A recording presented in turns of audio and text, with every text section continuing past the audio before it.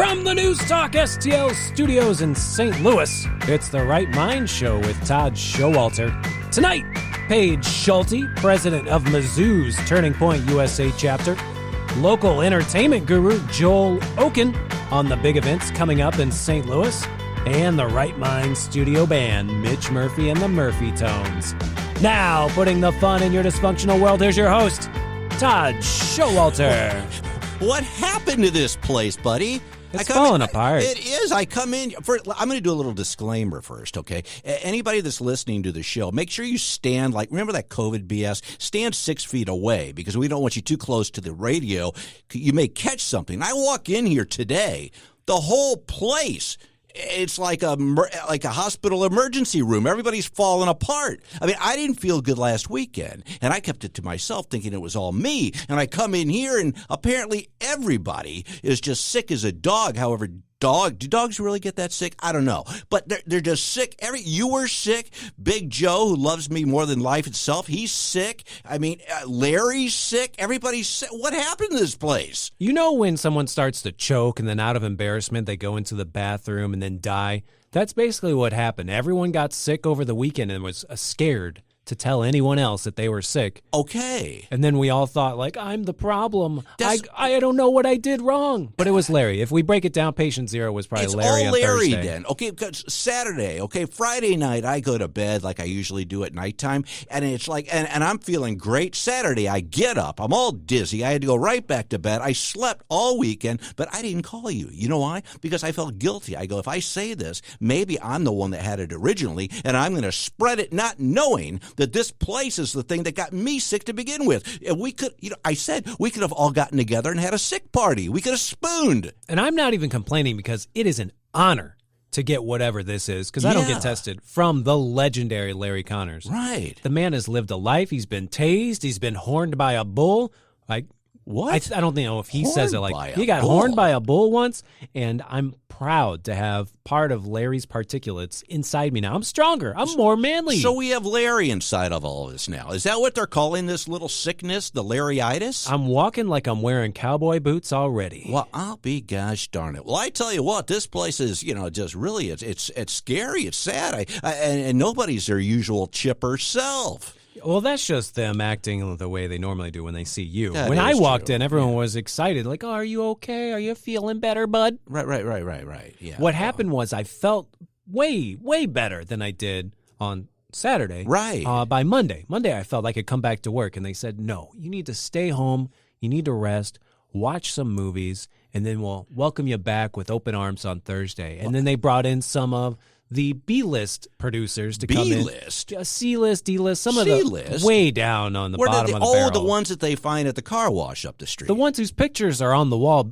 instead of yours. They brought them in, and they gave them a chance to run the old Tim Jones and Christopher Arp show, and they did okay, but now everyone's excited to have me back. But you're right. Everyone's heads were down when you came in. And I tell you what, it was quite depressing. They were kicking rocks. I got to ask you something on a happier note, though, because, I've kind of upped my game in the cartoon world, okay? I got to, now, let me get drawn with both hands. Two cartoons at once, just up and down, left and right. Whatever's happening, I mean, the fans are coming out of the woodwork. Now, let me ask you this. Now, if you're in comedy and you say, hey, I killed, all right, I killed, that means you did good, right? Okay. Of course. Okay, because I've got people now not just writing me, they're leaving voice messages on my phone. That's how it works.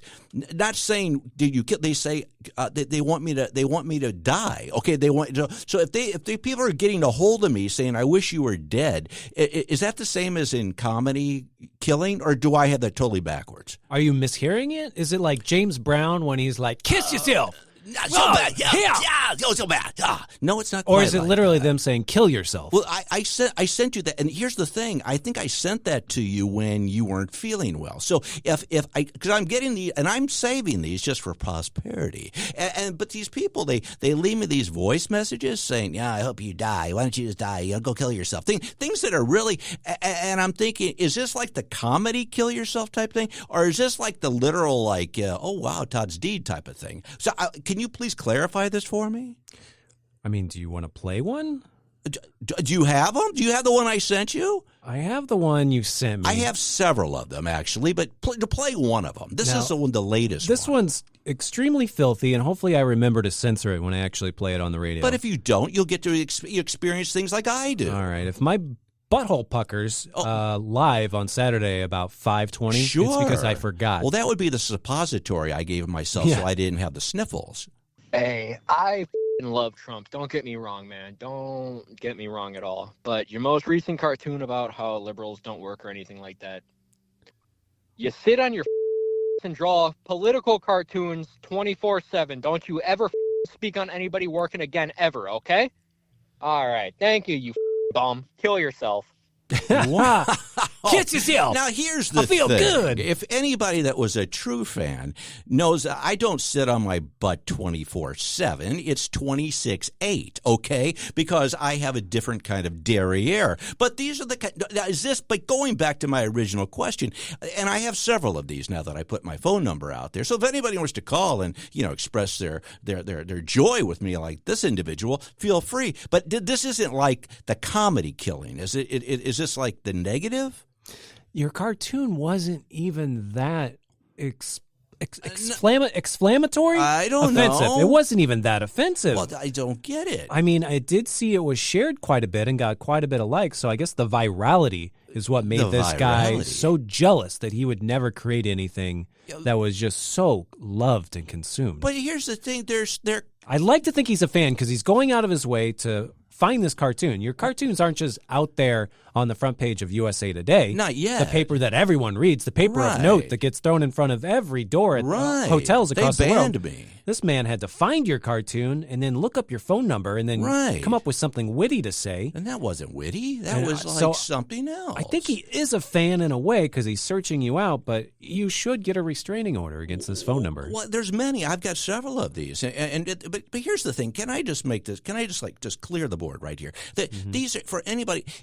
Don't be an idiot. These are just cartoons, okay? These are silly cartoons. Why does anybody get upset about a cartoon? Do you get upset about a cartoon? I don't get upset about a cartoon. I get upset about more important things like paper cuts, okay? So let's just move on, all right? I do get upset if one character happens to have 4 fingers on one hand and 3 fingers on another, or if they don't match, then I think, well, the artist clearly doesn't care, or this was AI. Well, those are called cartooning birth defects, and that's really, and I'm on the board of that foundation, by the way, okay, where we're actually taking donations. Yeah, crazy, I tell you, crazy. You were talking about some movies and stuff because last week we talked about all the important work that you have outside of the Right Mind Show, and one of them is being one of the premier movie reviewers in St. Louis, and you see every front row seats they give me every time. Do you get free popcorn when you do that too? I mean, because that stuff, that's up to like $80 a bucket now or something like that. So that's like actually that's a big You see investment. this little move right here? This What little is it? pincher I'm doing? Oh, I got the pointer finger and the middle finger,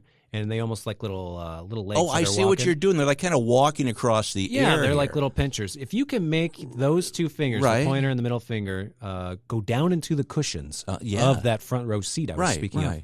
Free popcorn every time. Oh, I was going to tell you because you don't even need the popcorn. Do you take Erica with you? Because have you ever done the popcorn trick? Yeah, of course. Okay, with the bucket, where you get like a hole in the bottom of the bucket, and then you put it on your lap, and you say, "Hey, come on, Erica, reach over for some popcorn," and then there's no popcorn in it. Have you ever done that? Oh no, I thought you were talking about the one where you take the bucket of popcorn, right, and you put it at the bottom of the stairs, and then as people drop their popcorn, it rolls down the aisle. No. And then you catch it in the popcorn. And then by the end of the movie, you have a free big bucket of popcorn you can eat on the drive home. Totally different. No, you go to the concession stand. They say, "Would you like butter with your popcorn?" And you say, "I don't even want the popcorn. Just cut a hole in it and then put some butter in there. And then you put it on your lap and you say, 'Hey, reach over for some popcorn.'" Do you see where I'm going with this? No, it seems like whatever you're talking about, the butter would be too hot once you actually have the member in the hole. That's a part is it room temperature? Yeah, that's the only, because I got to tell you, if that doesn't, that butter that stuff will kill you. Have you ever heard about? There's not. First of all, it's not even butter. It's like some type of flavored lard, and 1 tablespoon of that so-called butter that's not even butter will clog your arteries like mud, and you'll die like within 20 seconds. Did you know that? I knew about the urethra problems if you Yes. got it in there. I didn't know about the lung issues. Right. Well, but use it for a lubricant, like I said earlier, and don't, whatever you do, eat it. So what was that? What was this latest gem that you saw? It was something about what? It was like a rom-com? Because you know what a rom-com guy I am. I know that you and the wife love watching your Hallmark movies together. Oh, yes. Now this one. Oh, one? This is a big, major motion picture coming out on Thanksgiving. Really? So bigger than Hallmark because you Okay. have to leave the house for it. This one's called Eternity, and it's set in a world where after you die, Yeah. you have 1 week to decide where you want to spend eternity. Oh, I know. And you're in this hotel ballroom, and you're looking at different booths, taking pamphlets from people, trying to decide if you want to live eternity in cowboy world, Right. or if you want to live eternity in nudist world, Nudist world. or Are if you there want to nude live cowboys? in Nazi Germany but without the Nazis. You know, Oh. you just like cabaret, basically. Cabaret. You want to live in cabaret world but without the Yes. Nazis. So you go through, and for a week you decide where you want to spend eternity, and then you Really? pick one. But the big plot twist about this Okay. is that when this woman dies on her deathbed, Right. she sees both her current husband and her first husband Really? together, and she has to decide. The first husband died in Korea in the war. Really? Oh. And the second husband just died after spending 67 years of marriage together. Oh. So it's like, do you want the one marriage that you knew was perfect but you didn't actually get to live out? Or Yeah. the one that you've spent 67 years just picking up Just after? with, You know, yeah. just feeding the cat and like doing laundry, making babies, Well, this I guess. is like a Hallmark show, basically. know. So couldn't they just have a threesome in like nude cowboy land you were talking about? That is what you got to wait to find out. So you don't know. I saw the movie. I know how it ends. But Okay. Eternity is a fun movie to think about and see with your loved one because it has you thinking about all your previous ex-girlfriends. And Right. I guess the women you've killed. I don't know. But And yeah. you decide who would you want to spend eternity with? Was your girlfriend when you were in high school like a real rock star party animal and you think No. she'd be fun? No. Or are you just fed up with current wife? We don't say her name. Well, if you have to, but if you have, why would you want to be with one of your exes? There's a reason they're exes because you didn't want to be with them anymore. But enough of that talk. Because they were taken too early. I got another question. Where would you want to be? Where would you? You wouldn't. I don't see you as the nude cowboy land. I don't see that in you, man. I see you in maybe. Is there something medieval? Like, is there like a medieval Aldi? What? Yeah, you definitely want to have all the snacks you could ever want Yes. at an Aldi. That's what I'm thinking. But also, you would like to have a horsey You could do jousting at Aldi, and a crown. and a crown. That's right. There's basically any world you can even imagine.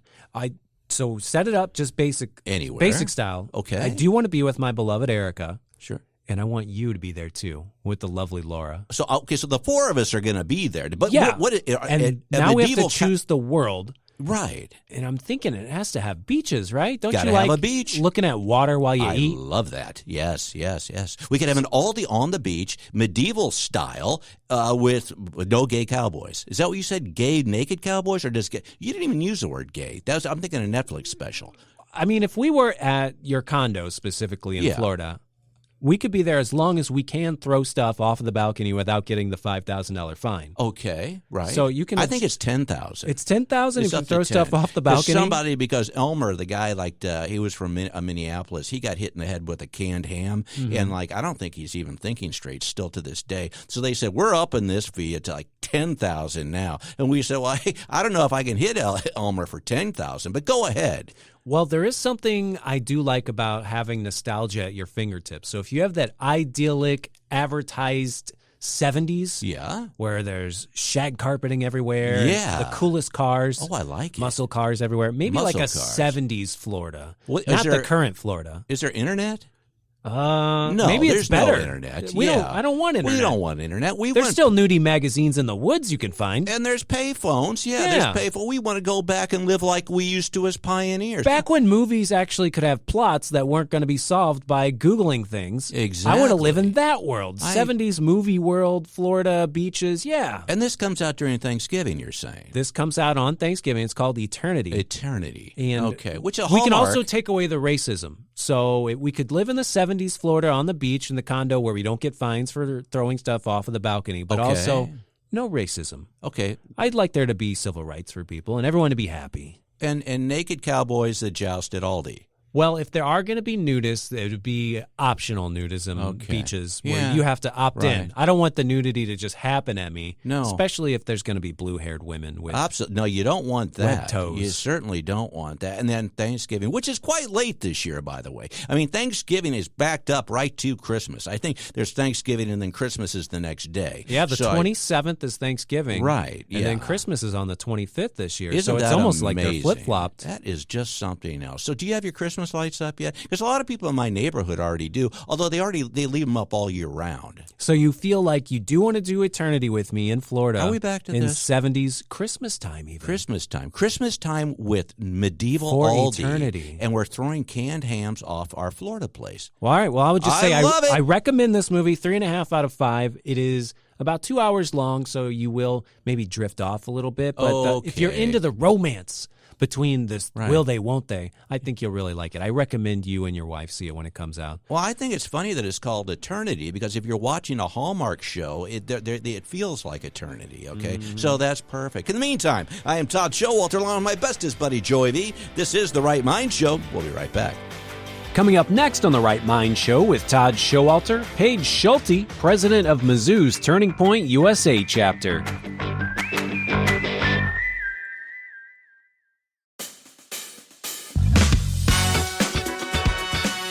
Welcome back to The Right Mind Show with Todd Showalter on News Talk STL.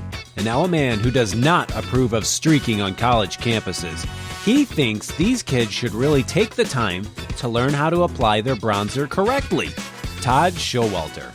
Hey, we're back. I'm Todd Showalter along with my bestest buddy, Joey V. And on the line now, straight from Mizzou, Joey, is Paige Schulte. It's her first time on News Talk. No, it's not. Hey, Paige, we found out that you've already been on with Tim Jones.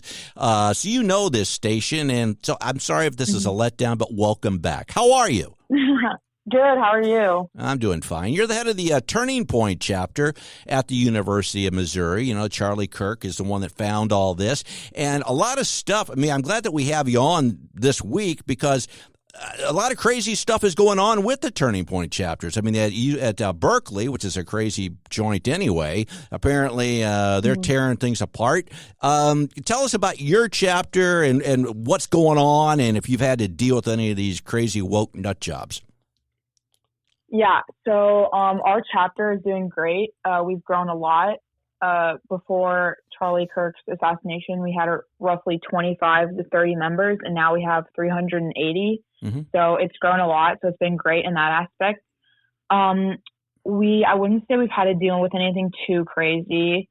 We've obviously had people just being hateful, commenting rude stuff, and like bullying. Like just commenting like hateful things on our social media, I guess. And then in person, we do tabling, and we've had people come up to us and call us names like fascists and things like that. But I wouldn't say anything too serious, just the typical stuff you're going to get as a conservative. So. Well, and again, for those, I mean, at this point, a lot of people know about Turning Point, but for those that don't, just explain in your words exactly what is Turning Point, what it stands for, because it's a wholesome conservative, all-American group. How would you explain it to people? Yeah, so Turning Point USA advocates for Christian and conservative values across high school and college campuses in the U.S. and also, I would say, across the world.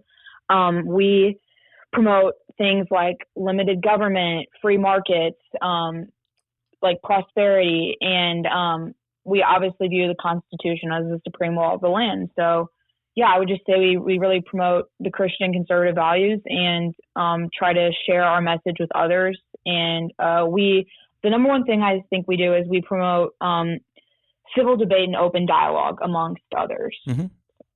Yeah, and that's what Charlie Kirk stood for. I mean, Charlie Kirk, I mean, for those that at this point, if you've been living in a cave or something, that don't know about him, I mean, he would engage people that didn't agree with him just so they could have honest, open debates like we all should as, rational Americans here. Unfortunately, that's not the case. So, I mean, it sounds to me, and I think it sounds to a lot of logical people, that Turning Point stands for all-American, Christian, all-American. I mean, things that America was founded on is what you stand for. But now we have, for some crazy, because of the time we live in, people that find that offensive or they have a problem with it. Why do you think that is? Because at Mizzou, I mean, I know Mizzou well. I was there way, way, way back in the 80s. And so it wasn't as crazy as it seems to be now. Why do you think all of this is going on? Why do we have all these people being called? Why are they calling you a fascist? What happened?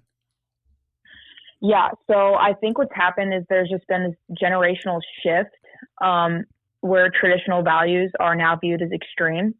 And I think that Charlie Kirk conservatives have always kind of been taught to stay silent and conform to one way of thinking and to not really like talk about their political views. And I think Charlie Kirk was one of the people that inspired people of my generation, Gen Z, to not be afraid to speak out and not be afraid to live with traditional values and things like that. So I think conservative students are finally done being silent, and we are speaking out, and we're actually taking a stand and doing something, and what we're doing is right.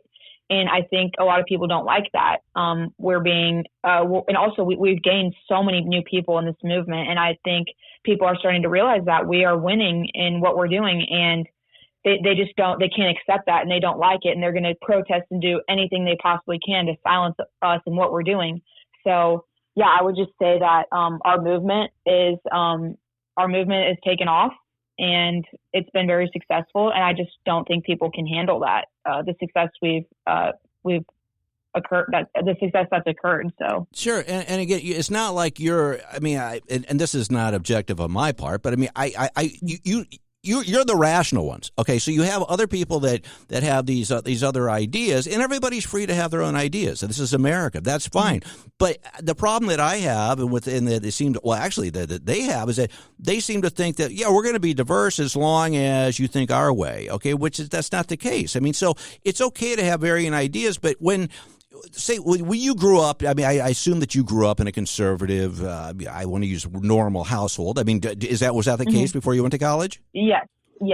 Okay, and so you had your values, and you're around other people that have like values, but you go to a university where all of a sudden now it's like, hip, no, we're going to have 20 genders, and we're going to have this and that. And I mean, do you think, how do people fit into stuff like that with conservative values and normal ways of thinking? It's got to be uncomfortable, isn't it? Yeah, I just think social media has also played a big part in this. Social media exposure at a young age and has taught people to think this way, and that's one of the main issues. But yeah, it is uncomfortable to live with it. But I mean, all I can really do is just keep Turning Point going strong and try to have conversations with others to maybe see why they think the way they do, and maybe try to convince them why our way of thinking is the right way of thinking. So. Do you have actual Charlie Kirk used to have rallies and things like that where you would invite people to actually debate with them? I mean, which was great. It was great. Do you do that with your chapter? Do you invite people to share open debates with you? Yeah. So we do tabling and speaker circle at Mizzou, and basically we do different themes each week. So we do America First. We do Second Amendment. We do support our veterans. We do illegal immigration. We anything people are limited taxes and things like that. So we have these tables in speaker circle where we have a theme set out every week of different pins and buttons and posters and things like that. And we invite people to come if they want to have a conversation about the topic on our table or just any topic in general. We invite people to do that. And I feel like it's been very productive. Some people obviously will not have a conversation and they'll just call us names. Whenever they call us names, they'll be like, why, come have a conversation. Why do you feel that way? Mm-hmm. So, I think it's been successful. And I think that's what needs to be done. I think instead of just yelling at each other and doing things of that nature, I think it's important to just be able to have conversations with people and maybe try to understand why they feel the way they do, and maybe try to explain our opinion of why we feel the way we do. And then I feel like in doing that, we make much more progress. No, I agree, and that's being a rational American adult. Okay, I mean, that's just saying, look, it's okay. I think if we would all discuss our differences and just accept that we are all different, who would want all be? Why would you want everybody to be the same? How boring would that be? But it seems like when you have one faction, and you're talking about the name calling. I mean, name calling. I don't know about you, Paige, but like when somebody, because I get that a lot, you're a Nazi, you're a fascist, you name it, they have their laundry list of names that they have to call, but they've lost the argument. If you can't actually have a debate or talk with me, and you're going to resort to playground name calling, well then what? How you really don't have a valid point. A question I've got for you though is you're at the University of Missouri. I mean, it's kind of got this, okay, we're going to have these different ideas and stuff like that. Have you felt pressured at any time to go along with this narrative that is obviously against what you believe in?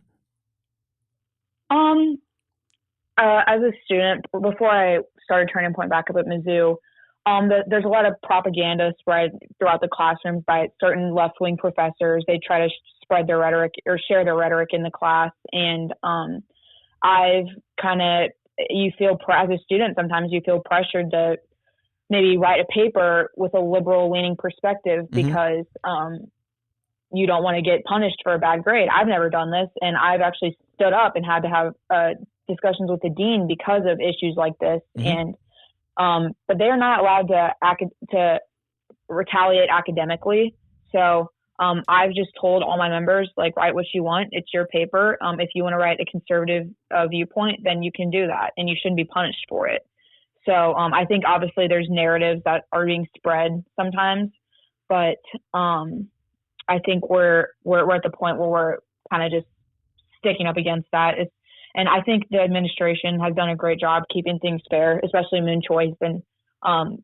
He's been really great in trying to do better things for the community. So, yeah. Would you say, I mean, because I personally, I have relatives, younger relatives, nieces, nephews, things like that, I try not to use the word indoctrinated, but at the same time, I know they've gone into situations, entering Mizzou, okay, very rational as you are, and then coming out of there like Karl Marx on their wall. I mean, it's like, so do you, as you say, you bring up an interesting point, because if you have a teacher or a professor, you want a good grade, and so I'm going to go along with this, and I'm going to do it. But do you see that happening? Because to me, I don't know if that's indoctrination or if it's just going along with the program, but how can that be a productive learning environment when you're just going along with a narrative that you don't believe in? Yeah, no, there's definitely indoctrination happening. That's kind of the word I meant to use earlier. Yeah. And but I think I really do think students are starting to realize and have debates in class, and they're just starting to realize that they don't have to go along with that narrative because they're not going to be punished, and they're allowed to have debates in class and speak out about what's important to them, for sure. So it's go ahead. Yeah. Well, do you see I hate the word the renaissance? Do you think we're on the verge of possibly other people coming out of the woodwork, like you're saying, and just saying, hey, look, or do you think that a lot of them are always felt this way, but as you said earlier, just afraid to come out and talk about it? Yeah, I think students have just been afraid this whole time to come out and speak about it. And I think Charlie Kirk's assassination was really a turning point for a lot of people, seeing what can happen to people just for speaking their truth and saying how they feel. So I think people have realized that in order to let that not happen to a lot of conservatives, we need to speak out and have an army of us. Ready to defend what we believe. I agree, and I think it goes beyond the colleges and the universities and things like that, or even the high schools. I think it extends into our regular adult corporate world, things like that as well. Because again, it's almost I don't know if you agree with this, but it's almost as if sometimes we're in a spiritual war, and it's like it's not so much against liberals against conservatives. Sometimes it gets to the point where it's almost good against evil, because you've got these things that just rationally don't make any sense that you're supposed to go along with. Do you feel that? I mean, you're obviously, you have Christian values. I mean, do you ever feel like you're in a spiritual war as well as like a political war? Yes, absolutely. And I think what's happening right now is a spiritual revival, especially among Gen Z. I think church attendance has gone up a lot. I think Bible sales have gone up. And I think people are really starting to truly realize that they need to seek God they need to see God so that they can have purpose in their life and know that what they're doing is good. And I think Charlie Kirk was a big person. He was a big person in doing that, because obviously, as he said before he passed, I want to be remembered for courage for my faith. And I think that people are following that message and wanting to get right with God, because we don't know when he'll return, and we don't. And I think right now, with the evils in our world, I think God is really the ultimate solution for sure. Yeah, I definitely agree. I mean, that's what it's all based on. And I'm glad that there are people like yourself out there that, and it's terrible. I mean, just absolutely horrible. I mean, I'm one of the many people that actually had to witness that whole horrible assassination. I mean, it's sad that it takes certain things like that to wake people up, but you also see it also brings out the worst in people too. So I mean, I don't know. What you're doing, I think you're going to continue to have hurdles, but I mean, do you have any goals over the next year you'd like to, as far as membership goes? How if people do want to get involved, how can they join your organization? I know you're in Columbia, but how can they get involved? Yeah, so we have social media, so make sure to follow us on social media. I can tell us. So our Instagram is TPUSA_Mizzou. Okay. Our X is TPUSA Mizzou. Our Facebook is Mizzou space TPUSA. Our TikTok is TPUSA Mizzou, no space. And then our Gmail is TPUSAMizzou@gmail.com.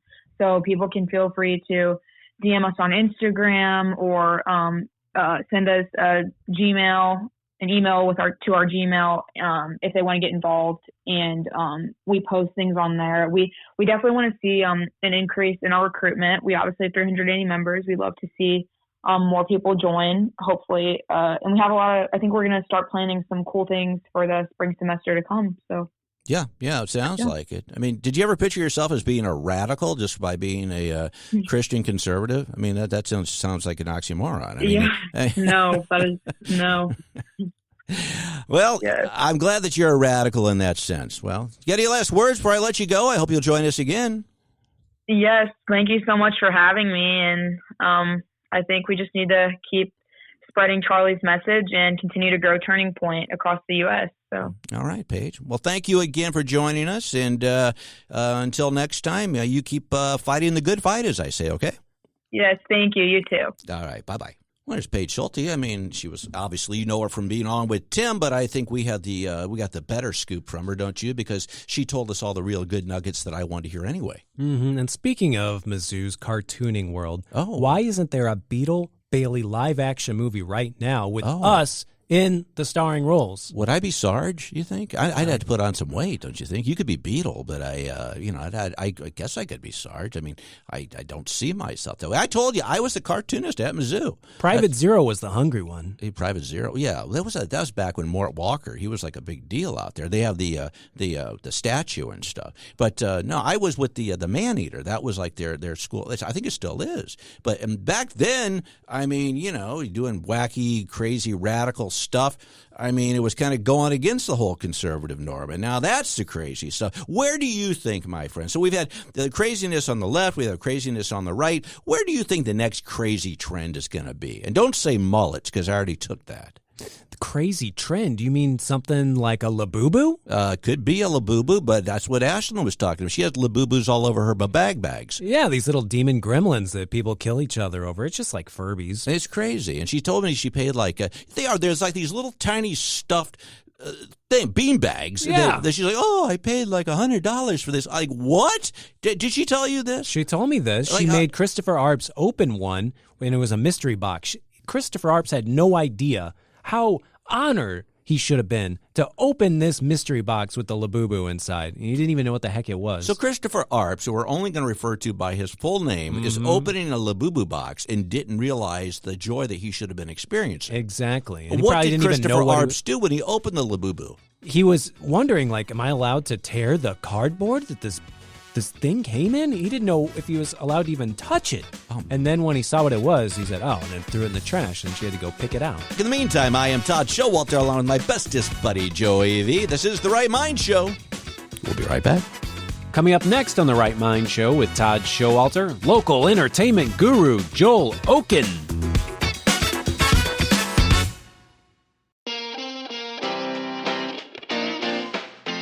Welcome back to The Right Mind Show with Todd Showalter on News Talk STL. And now a man who, whenever he's feeling nostalgic, likes to whip out the old fake ID at the liquor store, but only if he's buying NA beer.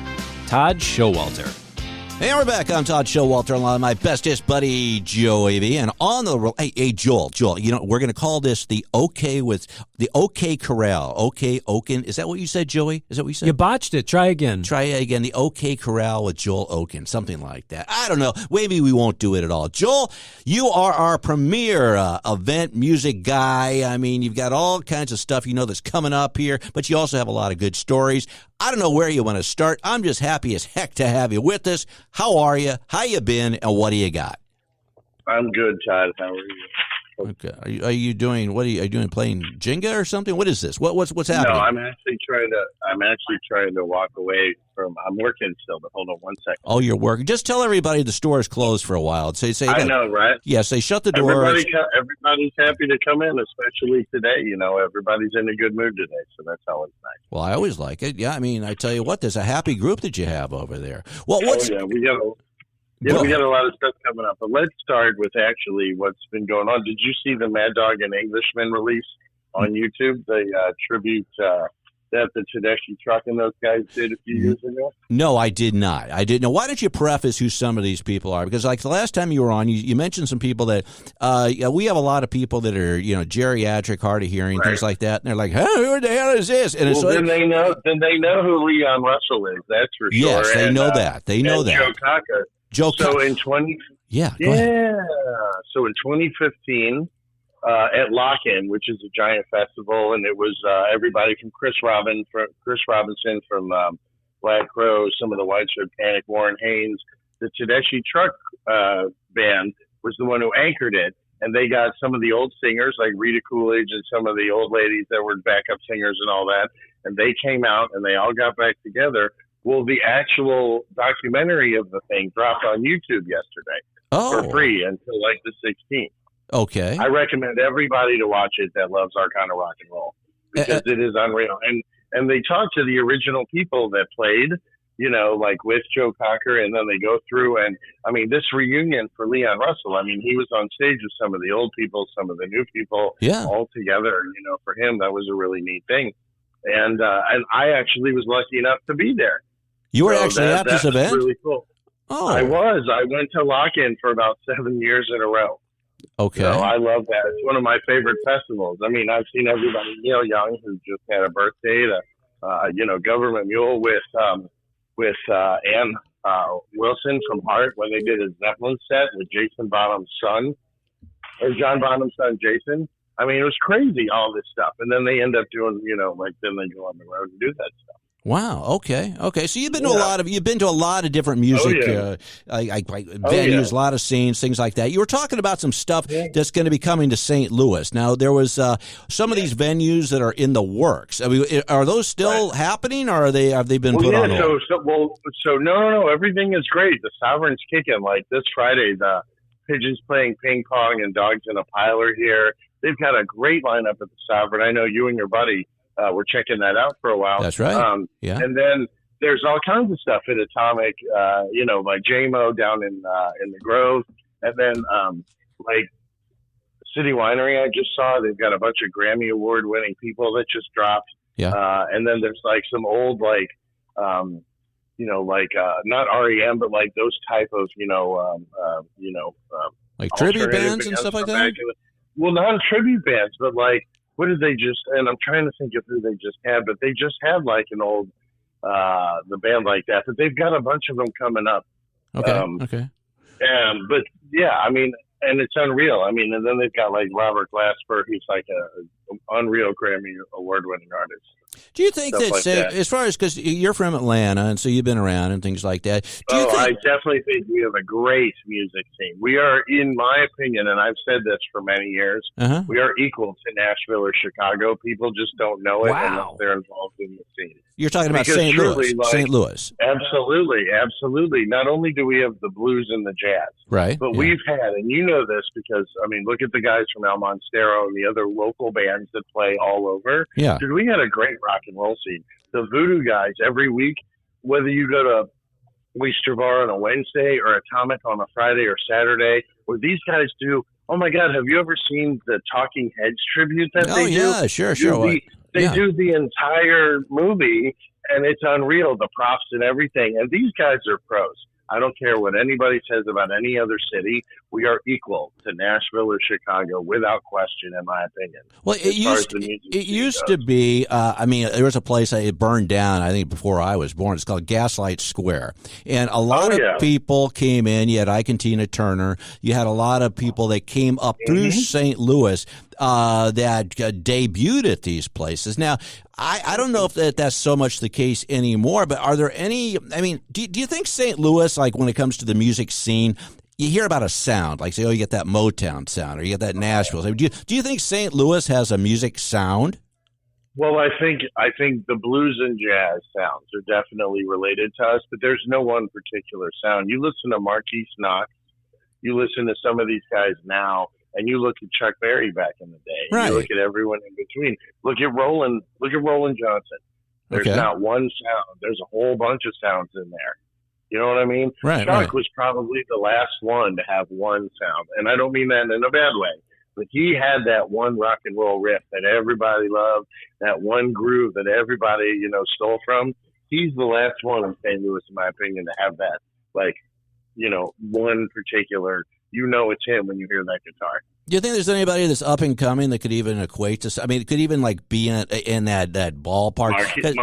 Marquise Knox is in that ballpark. We've talked about Marcus King, Billy Strings. They're not necessarily from St. Louis, but these people, Marquise is.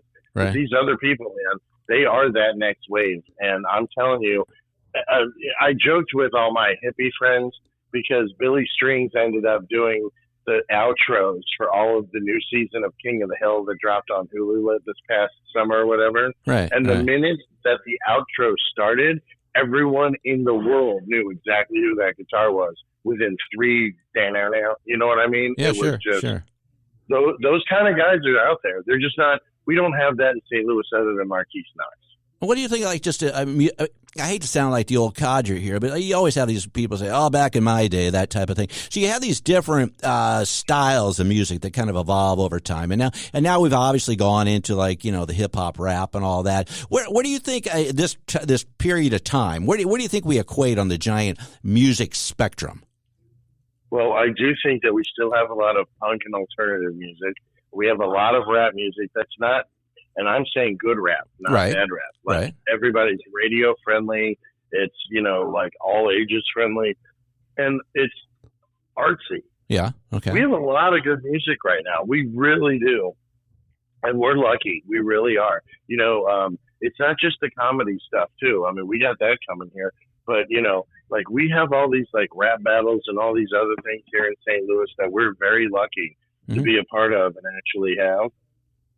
Yeah, right. And, really, the fact that we've got it here, unreal. Well, hey, got anything else you want to throw out there? You got any specials going on or any big promotions? Yes, I do. I want to tell you what we've got going on. Okay. 1 second.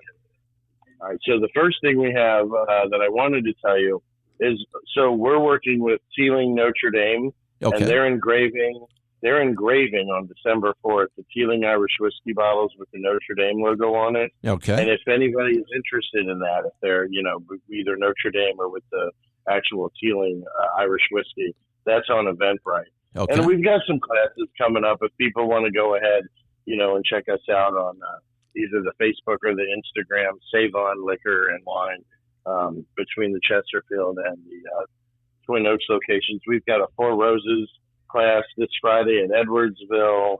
What else we have coming up? We've got a Bordeaux class coming up.